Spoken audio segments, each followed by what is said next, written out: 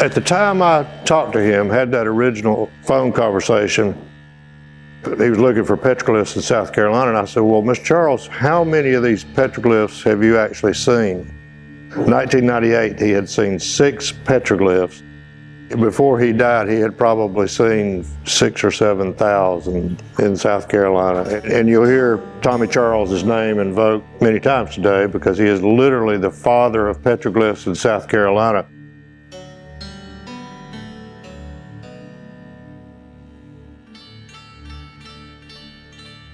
Native Americans 3,000 years ago didn't distinguish between North and South Carolina. So any of the petroglyph motifs that have been found in North Carolina are very likely here. Are you familiar with the fall line? What that fall line is it represents where in ancient times the extent of the ocean. It was former ocean bed, there are no rocks to carve on. So in South Carolina, our petroglyphs are from the fall line to the mountains, and you can see in North Carolina pretty much the same situation, even though I suspect the reason they don't show them here in the Piedmont of North Carolina is because they haven't looked for them. These are horseshoe type petroglyphs here. That is a common motif throughout North America. Nobody knows what it means. Horses weren't introduced into North America until 1540 when Hernando de Soto came along. There are several examples of motifs that don't necessarily represent what you would think they are. And the other is kind of an alphabet. We see a lot of that. Some of them are historic, but also some of them are thought to have date to the time of Sequoyah having invented the Cherokee alphabet in 1820. They would be considered historic. This is the one I really wanted to show you. If you have never seen Judicular rock, it is one of the most amazing rock art artifacts in North America. It is a huge soapstone boulder. I think this photo was taken in, not sure the date, but this is Mr. Parker, who owned the property at that time. You can see it was his farm, there's corn growing right there. He eventually donated that soapstone boulder with all these petroglyphs, and somebody has chalked them in, for the photos. It is now owned by Jackson County, North Carolina. This is what it looks like today. It's a little park. You can go, it's off of Highway 107. Soapstone is a type of rock. It's called serpentine. To geologists, it's very soft, and so it's easily carvable. The Cherokees did not have a tradition or a habit of carving on rocks. I have never seen a petroglyph that I have been convinced was Cherokee in origin. These are all prehistoric. Now the Cherokees are thought to have been in this region for about 1,000 years. Half of that is prehistoric. Our first record of the Cherokees is Hernando de Soto that I mentioned, 1540, so we have 500 years of documentary record of the Cherokees, but apparently here that they were here for 500 years before that. What the Cherokees were famous for is carving on trees. They would skin the bark off of trees and paint with red and yellow ochre scenes to pass along to somebody coming like something happened here. This particular one is kind of famous. Captain Christopher French's journal, he was one of the soldiers, a lieutenant, in James Grant's campaign of 1761. And right after they crossed, those of you that saw the Cherokee Path, remember the Cherokee Path enters South Carolina or leaves South Carolina, depending on which way you're coming or going, at Earl's Ford on Chattooga River. And right across the river in Georgia is War Woman Creek. It's where War Woman Creek merges with Chattooga River. And this was in 1761. This is what he found on a tree.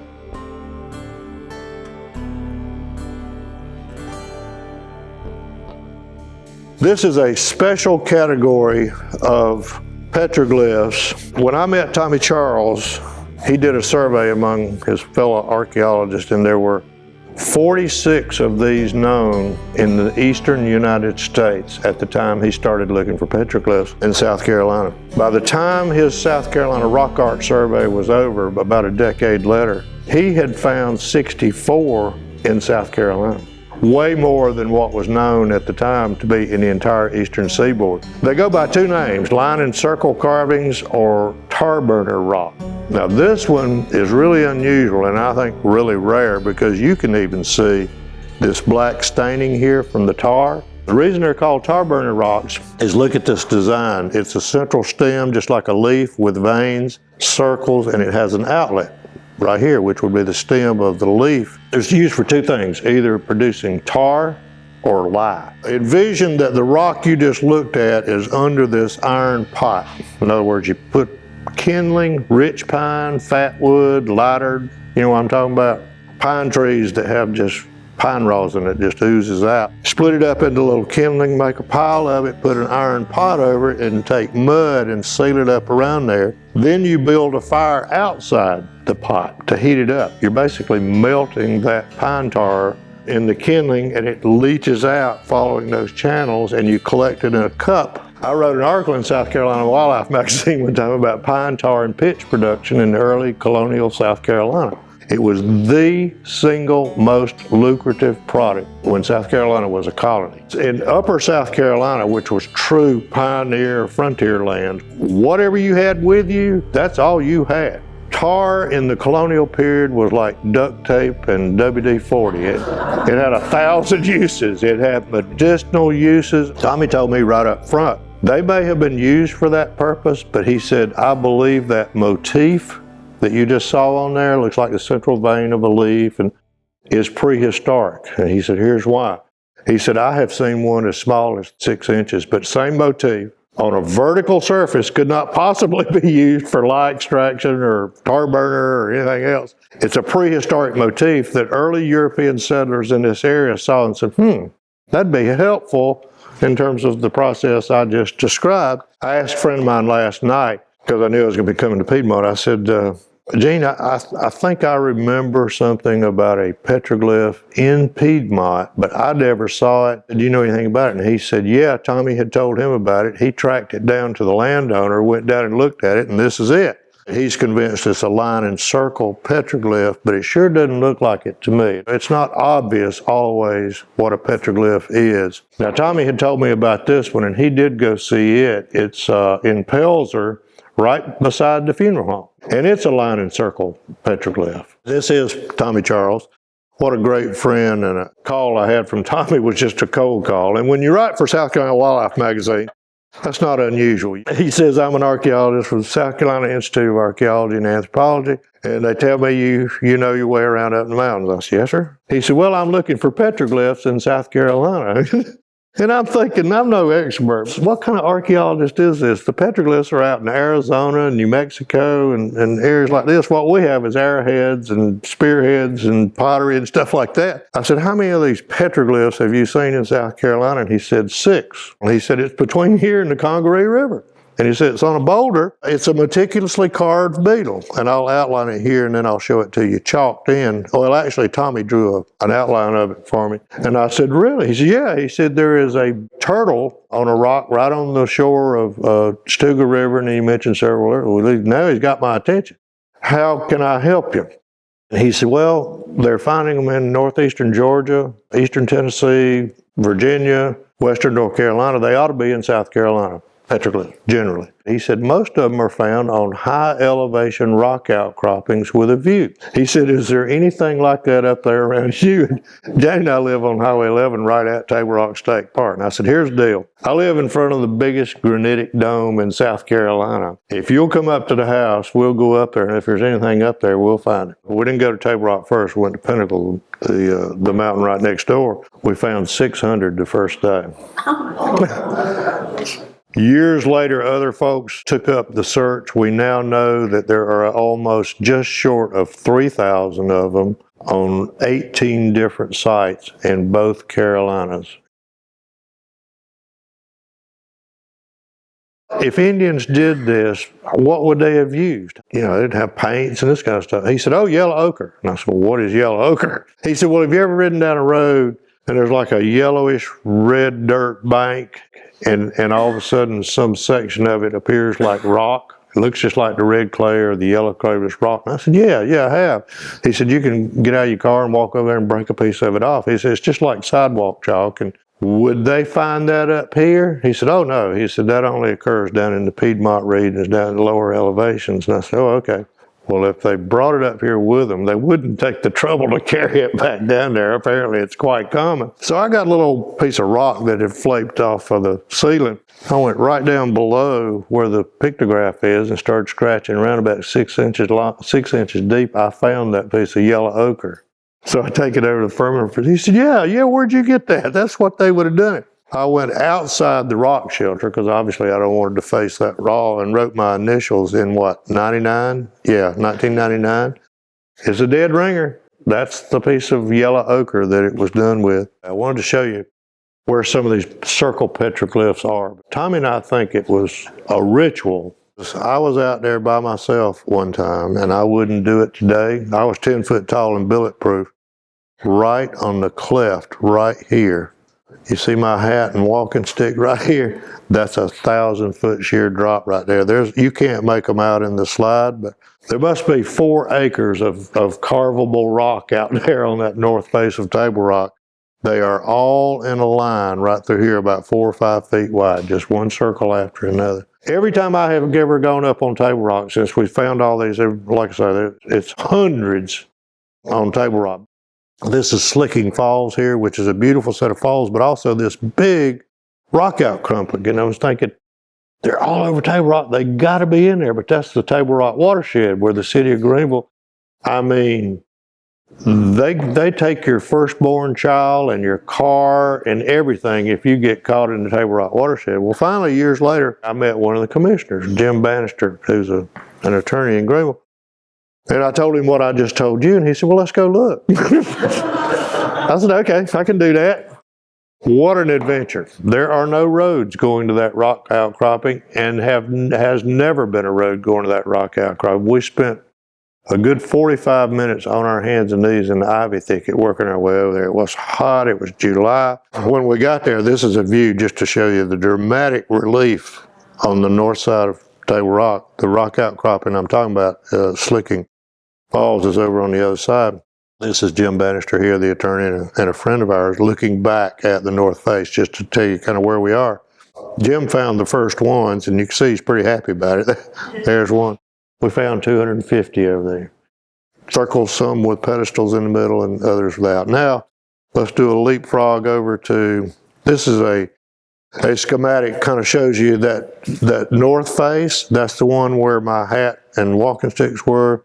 The missing link, Governor's Rock, Borehole Rock here. Now, that's the reservoir. The one I just showed you would be in the watershed right here. We're going to go right over here on Pinnacle down Long Ridge, where Tommy and I first found the mother lode. This is Long Ridge. Remember I told you that on Long Ridge, there's a long stretch of the ridge that's actually solid rock. This is it, solid rock here. The one with all the petroglyphs is here. There's about 20 here. Every single circle petroglyph we have found to date, nearly 3,000, are above 2,000 feet. It's like they drew a line. And somebody said, well, why would it be 2,000 feet? I said, well, these are 3,000-foot mountains for the most part, and so to get up and get a long-distance view, which apparently was a requisite, you got to get up 2,000 feet, or you're not going to see that. You're not going to get that kind of view. Got some friends of his who are professional drone people to come up and get us some nice drone photography, which really gives you a unique perspective to look at them from, 40, 50 feet. The Pinnacle Fire of 2016, it actually started right near the petroglyph site. This is Pinnacle. This is taken from my cousin's house right next door. It burned for a month and bathed the site in smoke. And 2 things happened. Number one, that prohibited any possibility of getting a carbon dating off of a biofilm that forms on rock outcroppings. It's hard to age rock outcroppings because there's no carbon. But there is a biofilm, which is organic, that sometimes lives on rocks. It's usually black, and it has carbon. It's a living organism. The only problem is the smoke's so contaminated that if you aged it, if you went to the trouble to collect a sample and do carbon-14 sampling, it would probably say 12 years, or something like that. Not useful data. It killed all of the Virginia pines that surrounded the rock. which are a pioneering species. If you go clear cut an area, Virginia pines will be one of the first things to show up. And they can live just about anywhere in the most austere circumstances. They were living in the duff layer out on the rock. That's why they were so susceptible to fire kill, is their roots were just under the pine needles and they got killed. And this is DNR. This is part of Joe Cassidy Gorge's property, so we got permission to go in and turn some of these over, these root balls. You see how white this rock is as opposed to the black biofilm that's on all the rest of it? Another 200 to 300 that were under those burned trees. The other thing that happened, even archaeologists have not come up with an explanation for. They're these parallel lines, and they're only about 1/4 of an inch deep, so they're not fracture lines. Nobody can explain them, so yet to be determined on that. And they run for about 8 or 10 feet. Tommy Charles being interviewed by SCE TV for a show they did on 10,000 years of South Carolina history, and they led off with our Long Ridge petroglyphs, which are some of the oldest artifacts in South Carolina. This is Nicole Cervini, who came to do some further research. She actually did an electron microscopy on the site. This is me with an ollie group. These are bona fide, real deal pictographs done in red ochre in a rock shelter over near Lake Kiowee. And this is the rock shelter that I found that has a thunderbird, a deer, a handprint, a bear claw with exaggerated bear claws, a serpent. This is Gene Johnston, the fellow who paid for all this research, Tommy, and a good friend of ours, Rich Otter. Before Tommy died, but after he was retired and not capable of going out and looking for petroglyphs, Gene formed something called the Circle Seekers Society. And he had a little small army of people out looking. They'd go out on weekends and go look at rock outcroppings and DuPont State Forest and all this and everything. They actually had quite a good track record. He said, these circle petroglyphs that we found up on Table Rock and Pinnacle, most people will never see. It's a 2-hour, really hard walk to get up there. Our friend Michael Bramlett had been to Haygood Mill and saw a single stick figure on a little small outcropping at Haygood Mill. It's right next to the creek. One human stick figure, petroglyph. Well, we told Eddie Bolt, who was the manager of Haygood Mill at that time, he said that boulder, he said the reason there's so little of that boulder showing, he said our records indicated in the 1820s there was a wagon road that went by that boulder, and the wagons had to go up and over the rock, so they filled it in with dirt, to make the road smoother. And he said, there's probably more of those down below there. He said, that's all field dirt that's out there. So I get on the phone and I called Mayor Pickens, who I knew quite well. And I said, Mayor, have you got a mini excavator? And he said, yes, I do. I said, would you bring it up here at Haygood Mill and kind of pull this dirt away and let's see what's under there? They did, and very gingerly worked right up to the face of the rock, and then we took brooms. Again, this is a gospel truth. They found 21 more human stick figure petroglyphs.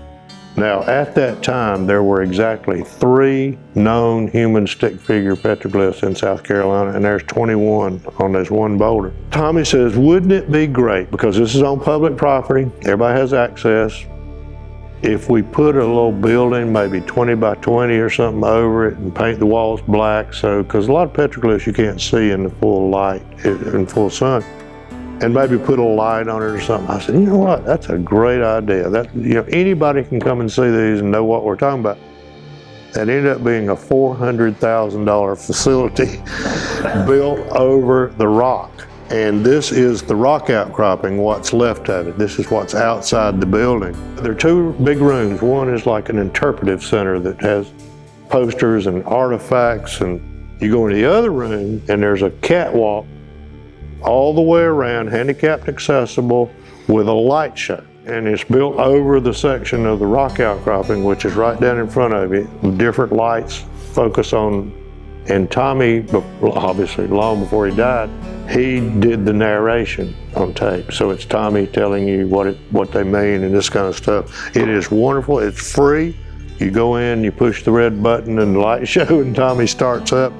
Tommy and I got wind of a huge rock shelter, and I'm not exaggerating. It's about 100 feet across 40 feet deep, and the ceiling is 20 feet high. So obviously we got to check that out. So Tommy and I make the trek up there. And like I said, Tommy likes to get a GPS reading. So some distance back, there's a little waterfall that flows over the roof of this thing. So it's a little bit of noise. And Tommy's over there getting his GPS reading and everything. And I start hearing screaming sounds coming out of that rock shelter. We're about 60 yards away.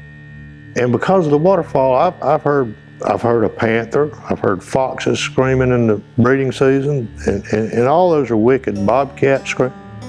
I told Tommy, and his hearing's not good, he didn't hear any of this.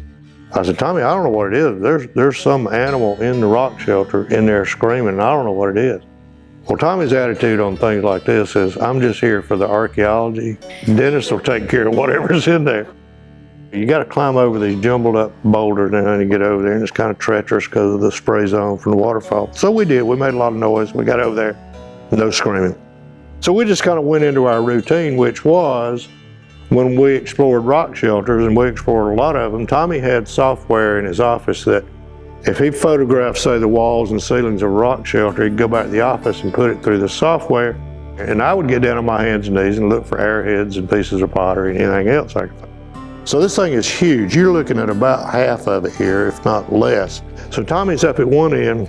I said, Tommy, I'm gonna head off down here to the low end. So I get down on my hands and knees, and you can see there's rocks that are flaked off the top all over the place, but there were patches of dirt. I got way off down here, and I saw some little cub tracks, little baby cub tracks. Looked like the cub made four pounds or something like that. And I said, Tommy, I know what it was screaming. It was bear cubs. And I shouted it out like that. Well, these two bear cubs come out from under where I was. I was on my hands and knees. There was a hollow cavity under there where I was, and they come out and they're screaming their lungs out. Wah, wah. They don't know what's going on, but they don't like it. I said, Tommy, there's bear cubs down here. And he doesn't hear very well. And his memory stick had run out, and he's up there trying to put that back in. And I said, there's some bear cubs around here. Mama can't be far away. Come down here, photograph these bear cubs, and we're getting the heck out of Dodge.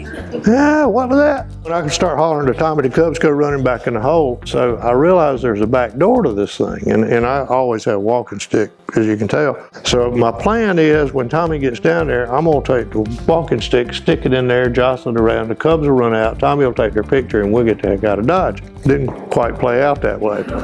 I said, Tommy, come down here, get this, and let's get out of here. So anyway, I decided to field test this theory before he gets down there. So I take my walking stick, stick it in there, jostle it around, and about a 250-pound mama bear comes blasting out of that thing.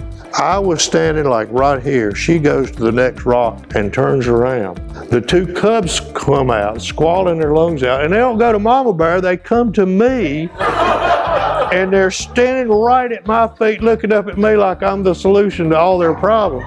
I can see the hackles on her back. The hair is standing up on her back. Her cubs are at my feet. And I've had lots and lots of bear encounters. Some of them in the dark, some of them in the daylight. I've had bears bluff charge me. And one lesson I learned a long time ago, you got to stand your ground with a black bear. If you turn and run, it elicits a charge. You got to be aggressive, throw rocks at them, shake trees, whatever, get out of here, like that. Yeah, that's the effect. And they will eventually turn and go around. She did that 3 times. I just stared her down. And when you lock eyes with a predator, that's a serious threat.